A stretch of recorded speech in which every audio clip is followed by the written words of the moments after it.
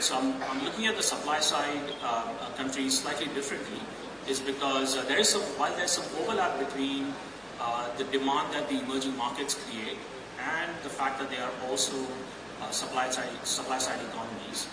But it's important to look at those two drivers somewhat separately. There's a lot of client input that goes into that, so we'll discuss those as well.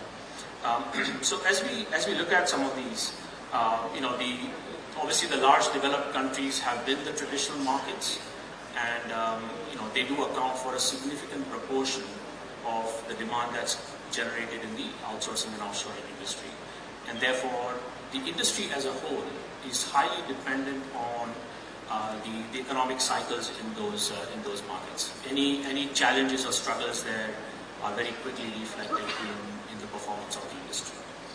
Second is obviously the emerging markets. So these are obviously your Asia, Latin America, Africa, and the Middle East. And these represent countries that are growing, but at the same time are somewhat lower on the maturity curve. So they aren't yet mature enough to consume outsourcing and offshoring services to the extent that the potential suggests, and therefore are exciting markets. And obviously we look at the suppliers, which are the usual suspects, countries in Latin America, China, India, Philippines, Malaysia, etc. Okay.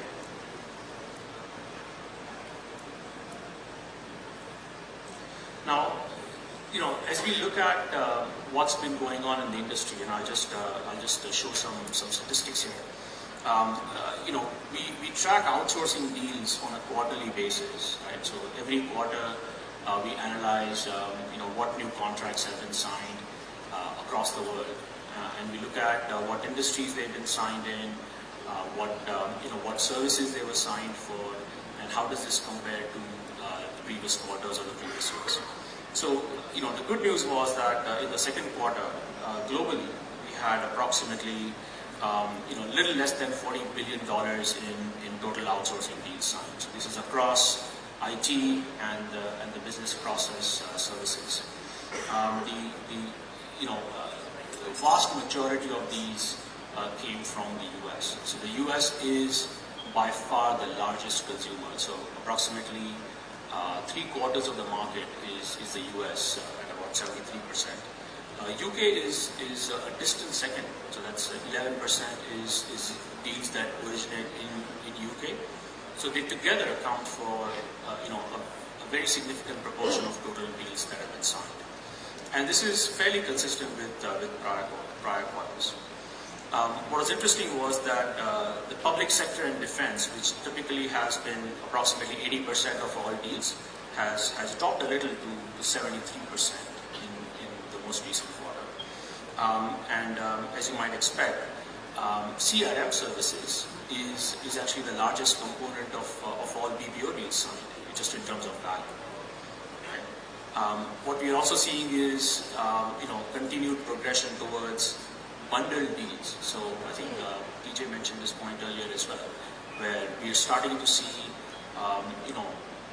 fewer standalone IT or fewer standalone BPO deals, but they are starting to converge, where we're starting to see services being delivered on a bundled basis.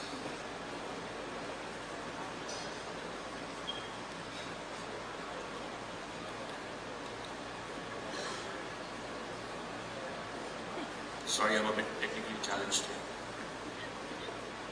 Right. So this is the view of the last 14 quarters or so. We went from 2009 to 2010 experiencing a slight growth in total contract value, so approximately 8% growth in 2010. In 2010, approximately $200 billion worth of deals were signed. In 2011, however, there was a significant drop, 40% lower in 2011. This obviously coincided with the weaknesses in Europe, as an example, and the US. 2012 saw an increase of about 25%. So, the industry had started to recover. But then came quarter one this year, where, continued challenges in US related to the federal budgets and the sequestration and other concerns that came up, kind of caused the deal flow to kind of slow down. In fact, there were very few public sector and defense deals signed in Q1 of this year in the US. So that's a significant drop. Q2 obviously has seen a bit of a recovery, not just compared to the first quarter, but also compared to Q2 of last year. Now, as you look at the geographic spread of where these have been, I know the numbers are a bit small, but as I mentioned earlier, America accounts for 3/4 of all outsourcing deals signed worldwide. Right? So it's a significant proportion of all these. Europe has had its share of ups and downs, and while Asia Pacific has been somewhat slow in the second quarter, but a big revelation over the last few years has been how large Asia Pacific has become in the global scheme of things. So in 2011, Asia Pacific was 6% of the total global outsourcing deals by value, and by 2012 it had become 12%. So it doubled its share in global deals. At the same time, the market grew by 25%. Right? So significant growth in Asia Pacific in the global scheme of things.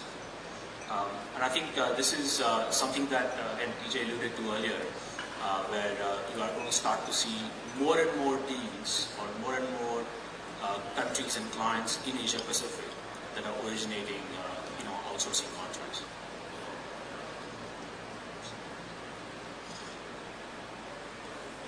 From an industry perspective, and this graph actually excludes the US and European public sector and defense.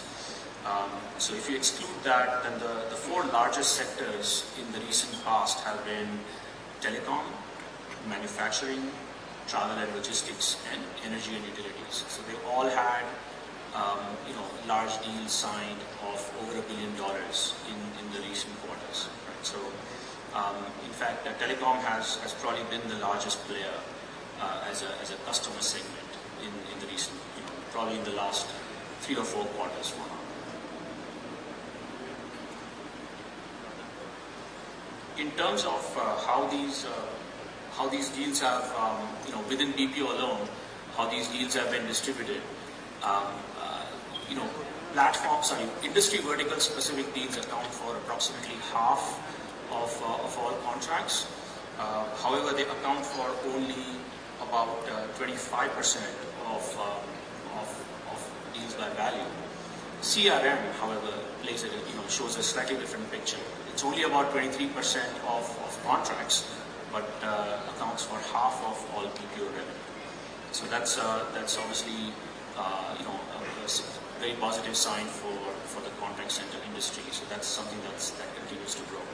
F&A and HR are somewhat smaller at about 7-8% consistently. They range from 6 to 8%. Right. So as we look at some of the established markets, right? So let's first look at the US. So the GDP growth has is expected to stabilize. It will stay in the 2 to 3% range every year for the next few years at least. That's what the forecast suggests. However, given the downturn and the impact it has had, there are a number of factors that have kind of dampened local wages. Right, so local wages are down somewhat, and given the difficulties that a lot of the municipalities and counties are going through in the U.S., there are a number of locations that are offering significant incentives and benefits to locate centers domestically. So there's probably some expectation that a lot of organizations will encourage or even be enticed to set up nearshore or onshore locations in some of the smaller cities. So that's something that we expect to happen. We also are seeing some concerns around the visa regulations, and while it doesn't directly impact the contact center industry, but based on a survey that we conducted recently, so this is from our quarterly pulse survey, so we asked